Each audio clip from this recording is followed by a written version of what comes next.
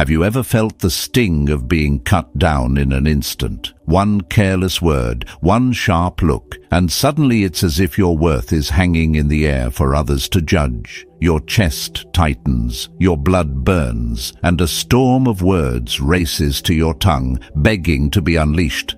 I've been there. We all have. And in that raw moment, it feels like the only way to reclaim yourself is to strike back, to show them they can't get away with it. But here's the paradox. Those few seconds reveal more about you than about them. Disrespect is a mirror, and what you do next shows the world whether you are a slave to impulse or a master of yourself. Marcus Aurelius warned that the one who loses his temper has already surrendered. It isn't about silence or weakness. It's about strength deep enough to choose dignity over rage. So the real question is this: when the fire rises, will you burn with it or will you stand unshaken? Stay with me, because what comes next may change how you see every confrontation. As we step into the first chapter, picture the moment your skin burns with insult. A word cuts through the air like a blade. A glance dismisses you as if you are nothing. Your chest tightens, your pulse surges, and a storm of fire rises to your lips, begging for release. That moment feels unbearable, doesn't it? You want to strike back, to prove you won't be trampled, to answer pain with force. But pause. Ask yourself, who is truly in control here? Is it you or the one who provoked you? This is the battlefield of the mind. The Stoics saw it clearly. What happens outside of you is never yours to command. But the instant you surrender your reaction, you hand over your crown. Marcus Aurelius, who faced insult daily as emperor, warned, "The person who gets angry has already lost, not because anger makes you weak, but because anger places the leash in someone else's hand." Now imagine this. You are standing in a crowded meeting room. A colleague takes aim, not at your work, but at your dignity. Their words drip with intent, sharpened to draw blood in front of watching eyes. You feel the sting, and instinct shoves you to leap, to list your achievements, to shout them down. And yet, what happens? The room no longer sees the petty cruelty of the aggressor. They see you, unraveling, matching venom with venom. What was once unfairness becomes a spectacle. The critic fades, but your outburst lingers. They remember the fire in your voice, not the injustice that sparked it. I watched this once with my own eyes. A man, cornered by unfair criticism, exploded into defense. He thought he was reclaiming his worth, but instead he burned it. Days later, he admitted it. If only he had waited, breathed, let the moment expose the critic's pettiness, he would have won by silence. But silence never arrived, because his emotions stormed the gates. Your first reaction is rarely strength. It is the animal within, mistaking words for claws and disrespect for mortal danger. That ancient part of you knows only three paths: fight, flight, or freeze. But you are not a cornered animal. You are a human being with a mind that can pause, reflect, and choose. Epictetus spoke it perfectly. Between stimulus and response lies your freedom. That space, that sacred pause, is your kingdom. Lose it, and you are ruled. Guard it, and you rule yourself. The danger of reacting instantly is not only in what you say, but in what you reveal. Words spill out sharper than intended. Wounds are struck that never needed to be opened. Secrets slip that should have been guarded. A moment of heat can brand you for years, and all because you could not sit with the flame long enough to let it pass. So what do? How do we resist the surge when disrespect presses its weight against our chest? Begin with breath. 3 slow, deliberate breaths before you speak. This is not childish counting. This is summoning your higher mind, the part that sees clearly when passion clouds the vision. In those 3 breaths you ask, what response serves my dignity best? Not what feels good now, but what will make me proud tomorrow. Sometimes the answer is to speak calmly, once, with clarity. Sometimes the answer is silence that lets the insult collapse under its own weight. And sometimes the answer is a gentle deflection that leaves the aggressor stranded in their own hostility. But the key is that you choose, not your anger. Another practice, step outside yourself. Imagine watching the scene from above, as if you are both actor and audience. Ask, how would the person I admire most respond here? What would I want my child, my friend, or my future self to see? Suddenly the heat cools. Perspective arrives. What felt like a storm becomes a single wave passing under your feet. Your emotions are not commands, they are signals. Anger says, something important has been violated. Hurt says, this person mattered to you more than you realized. They are messages, not masters. Receive them, but do not bow to them. I remember once being mocked by a man who thrived on spectacle. His insults were knives meant to provoke. I felt the surge. My heart climbed into my throat. But instead of answering, I looked at him calmly and said nothing. The room shifted. People saw his cruelty unmasked. My silence painted him in his own colors, and in that silence, my dignity was untouched. This is not passivity. It is power, the kind only the disciplined can hold while others lose themselves. Calmness is not weakness. It is the ultimate defiance. It is saying, you do not control me. You cannot pull me into the chaos you carry. So the next time someone disrespects you, remember, the pause is your weapon. The breath is your shield. The silence is your crown. Choose not what feels good now, but what honors you later. Refuse to let the moment steal your character. The one who reacts instantly loses twice, once to the insult and again to their own lack of control. But the one who pauses wins without a fight, wins by standing untouchable, wins because their dignity cannot be dragged into the dust. And from here, we must move deeper.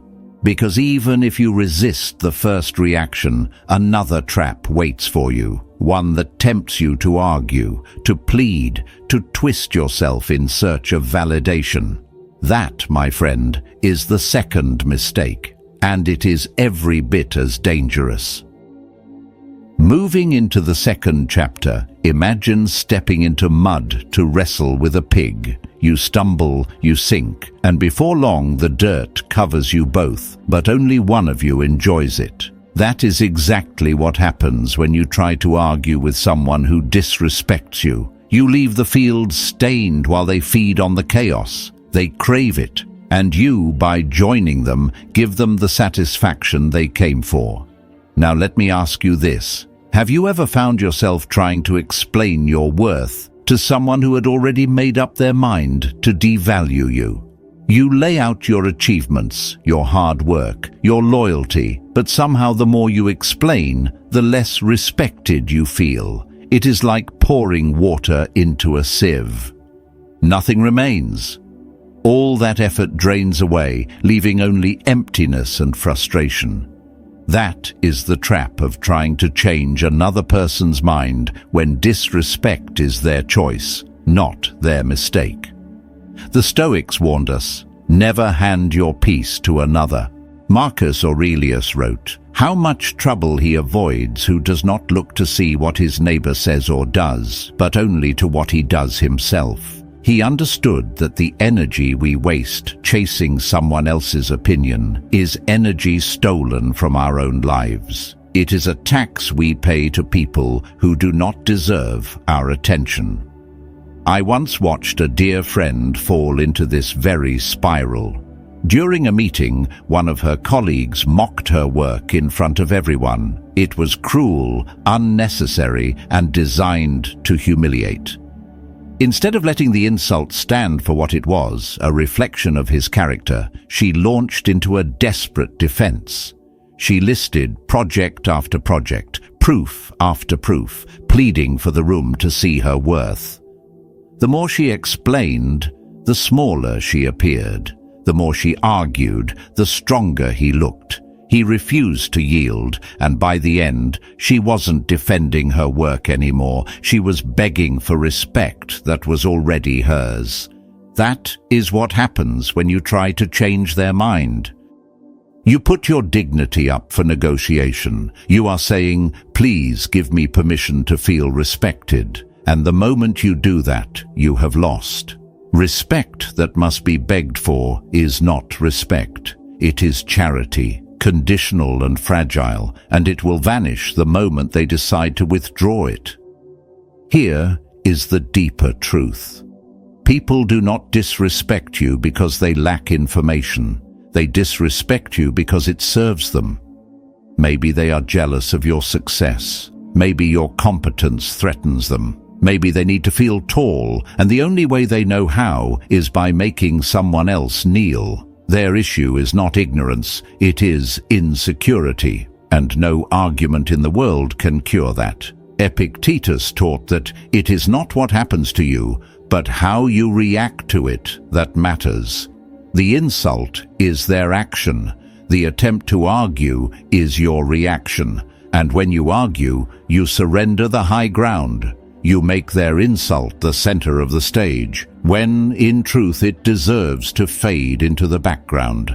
Think about a courtroom. If you try to change their mind, you become the defendant. They are the judge. You stand there, piling up evidence, pleading your case, hoping for mercy. But this is not justice. It is humiliation, because they have already ruled you guilty in their mind. You cannot win in a court that is rigged against you. The stronger path is silence, or at most, one calm correction. A line like, "I disagree with your assessment," or "That's not accurate," nothing more. You say it once for the record, and then you step back. You do not explain. You do not pile evidence on the table. You do not beg, because your worth is not theirs to measure. Let me share a small story from my own life. Years ago, someone close to me belittled my work in front of others. I felt the sting, the surge to defend myself, but I remembered what I had seen happen to my friend. So I looked them in the eye and simply said, "That's not true." Then I turned my attention back to the task at hand. The conversation ended there. Later, others told me they were shocked by the insult, but more impressed by how little I seemed affected. That moment taught me something. When you refuse to chase their recognition, you shift the power. You leave them exposed while you remain whole. This is the paradox. The less you try to change their mind, the more others begin to respect you. Because they see what you see, that disrespect says everything about the one who gives it, and almost nothing about the one who receives it. By refusing to argue, you let their character speak louder than your words ever could. So remember this: the act of trying to convince someone of your value is itself an admission that you doubt it. If you truly know your worth, you don't argue, you embody it. You stand in it, and that silent confidence unsettles those who wanted to drag you down. Respect that is freely given is the only kind that lasts. Respect you must prove, beg for, or debate into existence is counterfeit. It can vanish as quickly as it appears. Your dignity does not need their signature to exist. Your worth is not determined by their applause or their scorn. So let me cut to the heart. Stop trying to make people see you. See yourself. Stop trying to make them change their mind. Guard your own. If you do this, you reclaim your power. And in that calm, steady refusal, you show a strength far greater than any argument could display. Now, as we step forward, there is another mistake waiting, one even more seductive. Because when insulted, most of us don't just defend, we retaliate. We match tone for tone, fire for fire, forgetting that in doing so, we become exactly like the person we despise. And that, my friend, is the third and most common error. Advancing to the third chapter, imagine standing in a storm where the winds howl and the trees bend violently. Your first instinct is to shout back against the roar, to match the chaos with your own force. But the more you fight the storm with sound, the more it drowns you. This is what happens when you match the energy of those who disrespect you. You become them, and in that instant, you lose the ground that was once yours. Here's where most people fall. They believe raising their voice when attacked proves strength. They believe mirroring aggression shows they cannot be pushed around, but what it really shows is chains around your emotions, chains in their hands. Because if they can dictate your tone, your volume, your state, then you are not leading, you are following, you are dancing to their tune. I remember a heated meeting over a project deadline. A colleague turned sharp, his voice loud, his tone dripping with condescension. Every nerve in me wanted to rise and match him, to show I would not bow. But something inside whispered, "Do the opposite." So I lowered my voice. I slowed my words. Calm spread through me, even as his temper flared higher. And suddenly, the room shifted. Eyes turned, not to my silence, but to his fury. He was exposed. I remained untouched. This is the power of contrast. When they go high with noise, you go low with calm. When they sprint with rage, you walk with deliberate steps. Seneca once said, "The best revenge is not to be like your enemy." When you refuse to mirror them, you deny them their victory. You strip away their excuse to say, "You see, they're just like me." But matching their energy is tempting, isn't it? It feels like justice. Yet justice is not found in becoming the very thing you oppose. It is found in restraint, in composure, in holding the line while they lose theirs. Imagine two fires feeding each other, one small, one large. If you add your flame, the blaze devours both. But if you withhold, their fire consumes only itself. Psychologists call it symmetrical escalation. You yell, they yell louder. You insult, they sharpen theirs. Soon the battle is no longer about the insult. It is about survival of ego. And by the end, no one remembers who began it. They only remember the chaos you both created. That is exactly what disrespectful people want, to drag you into mud so they no longer look filthy alone. Misery loves company. They want you beside them in the dirt. This is where you must become the opposite force. If they are fast, you slow down. If they are frantic, you grow measured. If they drown the room in noise, you let silence sharpen the air until it cuts through their shouting.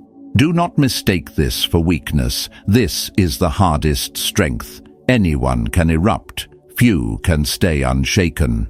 Think of a lion. It does not waste energy roaring at every barking dog. Its silence is not fear, it is mastery. Its calm is not passivity, it is power restrained, power chosen. And when it finally moves, everyone knows it means something. That is how you must hold yourself when provoked. Another story. A friend of mine endured an aggressive attack in a boardroom. Her rival mocked, laughed, and pressed with sarcasm. She smiled softly, responded with one clear sentence, and stopped. The room fell silent. Her calmness made his cruelty shine brighter, and in that silence she won. He had dragged himself into the mud, while she stood on higher ground. Your composure is not just for you. It speaks to everyone watching. It tells them who has class and who has lost it. It exposes character without you ever naming it. And when the dust settles, people remember not the insult, but the dignity with which you carried yourself. Marcus Aurelius wrote, "You have power over your mind, not outside events. Realize this, and you will find strength." That is the essence of not matching energy. You are not responsible for their storm. You are responsible for your response. And in that responsibility lies your freedom. Let me cut sharply here. Matching their energy is weakness disguised as strength. It feels like courage, but it is surrender. It is handing over your strings to someone who already showed you they are not fit to hold them. True strength is holding those strings yourself, refusing to let them play you like a puppet. So the next time you feel the fire, do the opposite. Speak softer, move slower. Let their rage crash against the rock of your calm. Watch as they burn out while you remain. This is not passivity. This is strategic silence. This is active composure. And it is far more frightening to them than any scream you could deliver. Your calm is your shield. Your restraint is your weapon. Your dignity is your final word. And in the end, that word speaks louder than anything they ever shouted.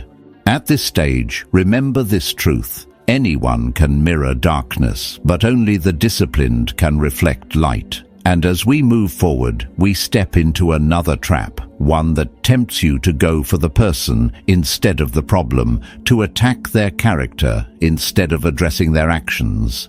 That mistake, too, can burn bridges you may one day need.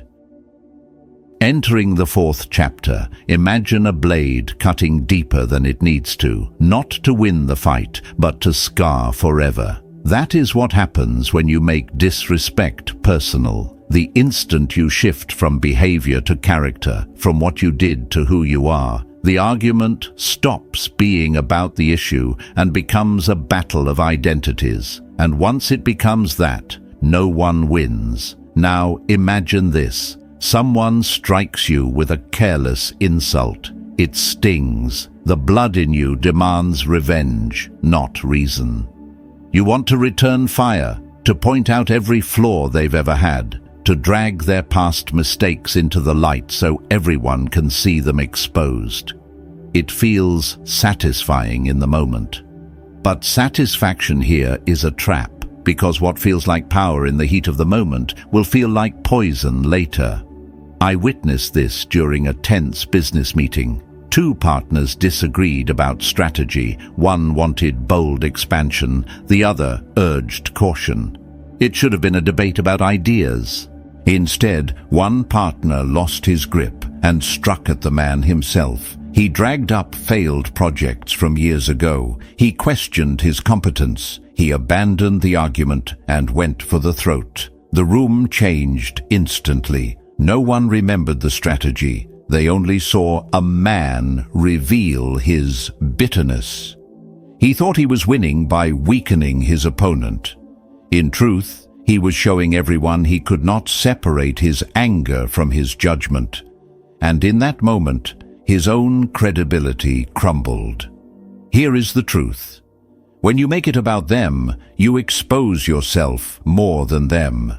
You reveal you cannot stay on the ground of reason, so you reach for the dirt of insult. You tell the world that you carry grudges like weapons, ready to be unsheathed when cornered. And that is not strength. That is surrender. The Stoics knew this danger well. Marcus Aurelius advised, "Whenever you want to cheer yourself, consider the good qualities of your companions." Even when betrayed, even when disrespected, he forced himself to see the fragments of good that still remained. Why? Because it kept him from falling into hatred, which always destroys more than it builds. To turn every disagreement into a judgment of someone's soul is to trap yourself in bitterness.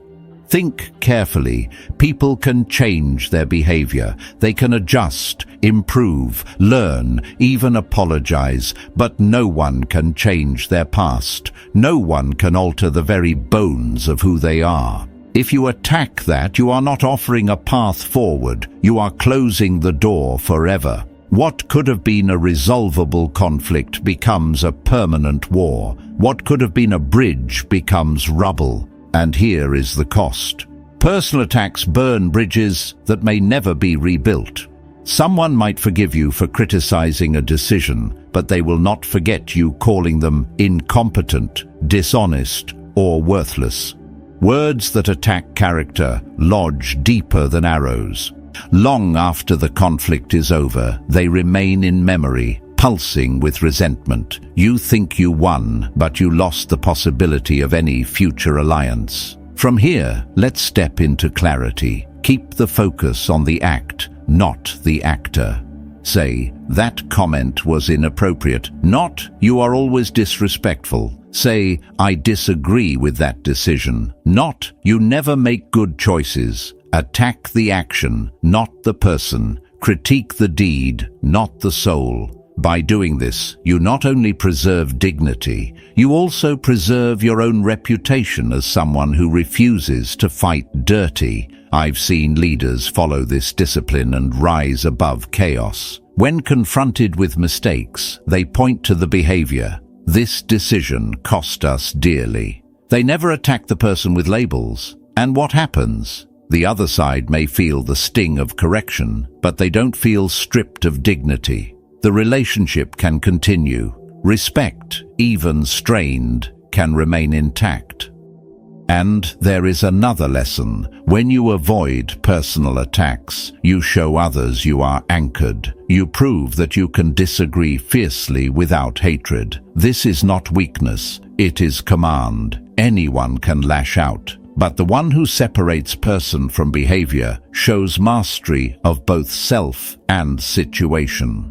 Remember this, attacking their character often says more about yours. It shows whether you can hold to principle under pressure, or whether you let rage twist you into what you despise. The real test is not when the world is calm, but when your blood is hot. Can you still speak with precision? Can you still strike at the problem instead of the person? That is the mark of strength. Seneca once wrote, "How much better to heal than to seek revenge."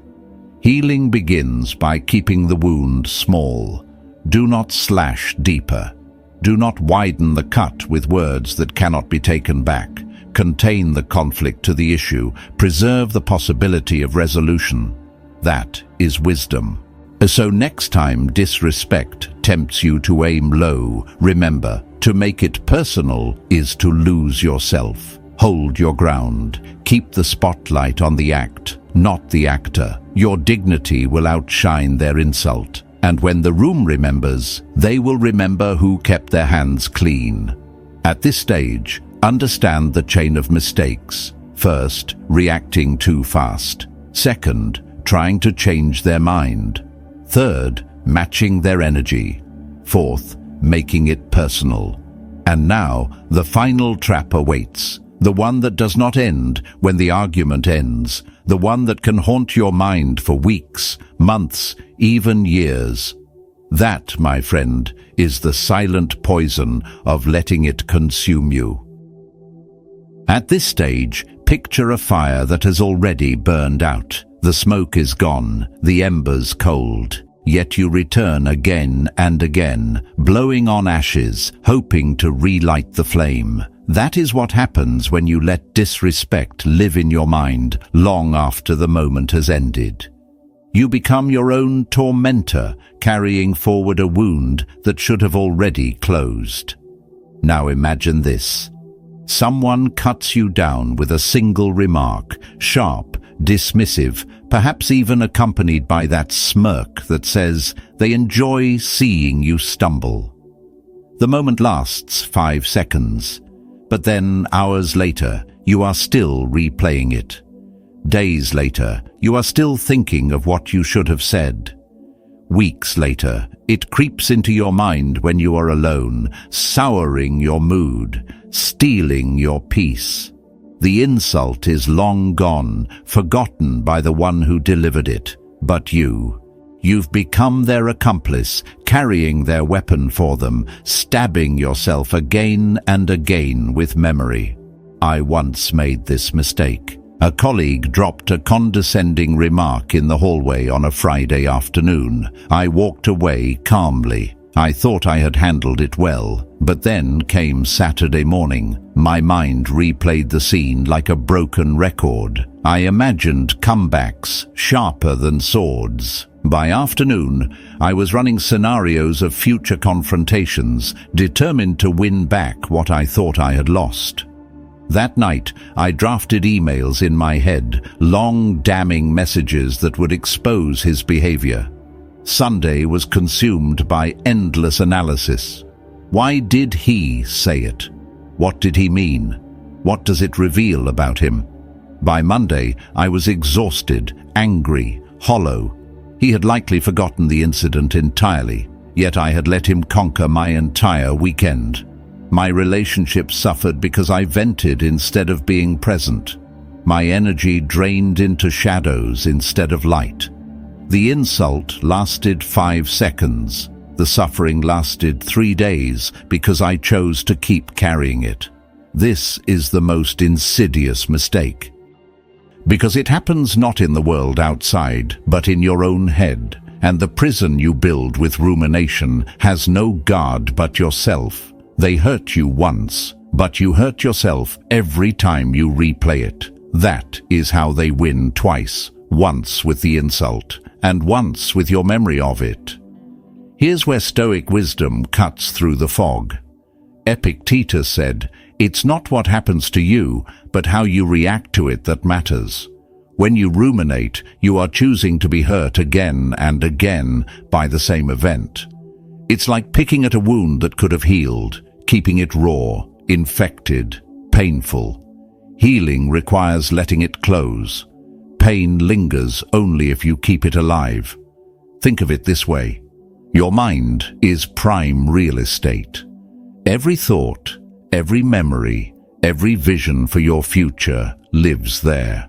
Would you hand the keys of that house to someone who disrespected you? Would you let them set up camp in your living room, rent-free, disturbing your peace, consuming your space? That is exactly what you do when you let disrespect consume you. You become landlord to your own suffering.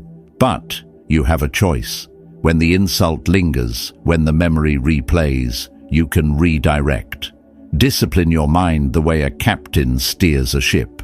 The sea may throw storms at you, but you still hold the wheel. And the wheel is your attention. Each time your thoughts return to the insult, you have the power to guide them elsewhere, toward your goals, your craft, your joy.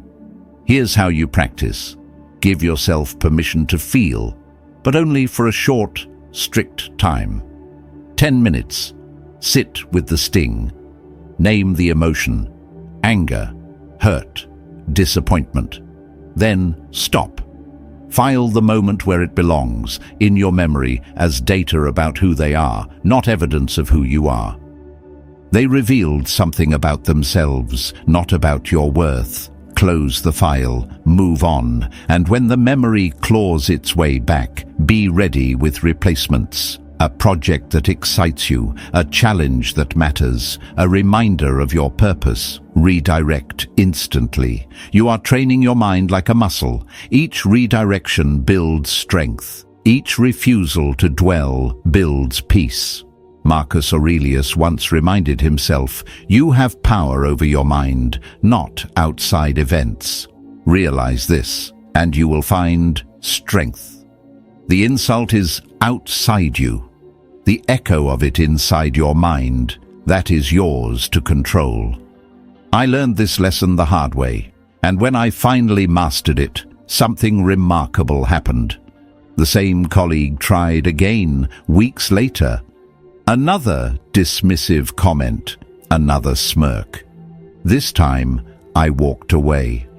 The thought returned for a moment, but I cut it off, redirecting into something I cared about. By evening, I had forgotten. And you know what? Without fuel from my attention, the insult died almost instantly. He never gained the satisfaction of my inner chaos again. That is freedom. Not freedom from insults, they will always come, but freedom from carrying them like poison in your own veins. So here is the truth you must hold. The greatest victory is not silencing them in the moment, but silencing their echo in your mind. Their words may cut for a moment, but your peace endures if you deny them space in your mind. Your dignity is not just in how you face the world, it is in how you face yourself when you are alone. Do not let their shadow follow you home. Guard your mind like sacred ground. Fill it with what nourishes, not what gnaws. Because in the end, the worst thing someone can do is not insult you. It is to make you like them, trapped in bitterness, chained to resentment, consumed by anger. Do not give them that victory. Close the door. Protect your peace. And now, as we draw the lesson of this fifth mistake to a close, one truth becomes clear. Disrespect is not the test of their character, it is the test of yours. And when you master these 5 traps, you no longer just avoid their power, you rise above it. You walk with dignity untouched. And that is the quiet strength the Stoics called freedom. When you rise above these 5 traps, you do more than protect your dignity. You send a message that cannot be ignored. A message that says your spirit is not for sale, your calm is not up for negotiation, and your worth is not something anyone else can hand to you or take away. Disrespect is never truly about you. It is a mirror of their own unrest. But how you choose to respond will always reveal who you really are. In that moment, you either surrender to impulse or you ascend into strength. Remember this: respect is not demanded. It is earned in silence, in composure, in the ability to stay steady when others lose themselves. Each pause, each breath, each refusal to be dragged down is a victory that shapes not only how others see you, but how you see yourself. So I invite you to carry this lesson with you. If you found even one truth here that speaks to your own life, let it remind you that wisdom grows stronger every time you practice it. Subscribe if you want to keep walking this path of clarity, calm, and inner power. This is not just knowledge, it is training for the soul. Now I want to hear from you. Which mistake do you find the hardest to avoid when someone disrespects you? Share it in the comments with a simple phrase like hardest to avoid. Your words might be the spark that helps someone else reclaim their peace. Every moment of disrespect is also an invitation to rise. Take each one as practice for your mind and proof of your spirit. You are not defined by the storm around you, but by the calm you carry within. Let that truth lift you higher. And stay close, because next time we will explore not only how to defend respect, but how to build it so strongly that no one can shake it. Until then, walk tall, stay grounded, and protect your peace.